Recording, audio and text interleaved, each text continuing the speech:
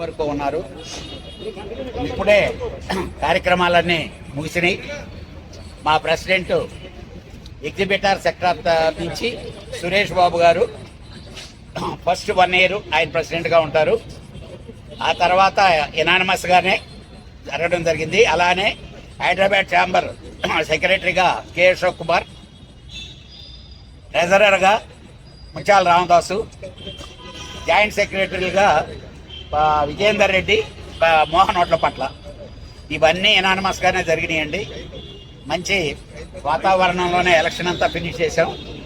But only one feel, నేను చాలా బ్యాడ్గా ఫీల్ అయ్యాను ఈరోజు.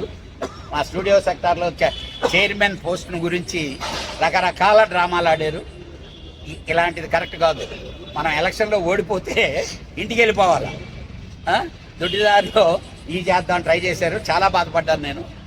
ఎందుకనంటే సిస్టమ్ ఈరోజు ఏం లేదు. ఇక్కడికి వచ్చి ఎవడైనా పని చేయడానికే ఇక్కడికి వచ్చేది. బట్ ఏదేదైనా కానీ స్మూత్గా అన్నీ జరిగినాయి.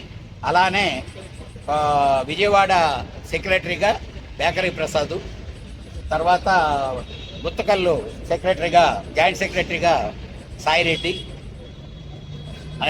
తిరుపతి నాగార్జున, అలానే వైజాగ్ మూర్తి, వైజాగ్ అండి. టోటల్గా ఆల్ ఆఫీస్ బేరర్స్ సినానిమస్గా చేయటం జరిగింది. సక్సెస్ఫుల్. అదే మా నాగవంశీ ఒక్క దెబ్బకు రెండు కాయలు రాలిని. సితారా ఎంటర్టైన్మెంట్ నాగవంశీ పోరాడి ఎలక్షన్లో ఈసీ మెంబర్గా గెలిచాడు. మా ప్రొడ్యూసర్స్ తరఫున వైస్ ప్రెసిడెంట్ కూడా అయ్యాడు. థ్యాంక్స్ టు మా వంశీకి. ఎందుకంటే పాపం వెరీ యాంగ్జైటీగా చేసి కష్టపడ్డాడు. ఫస్ట్ మీ దెబ్బకు భయపడి బాగా కష్టపడ్డాడు. Thank you. నమస్తే.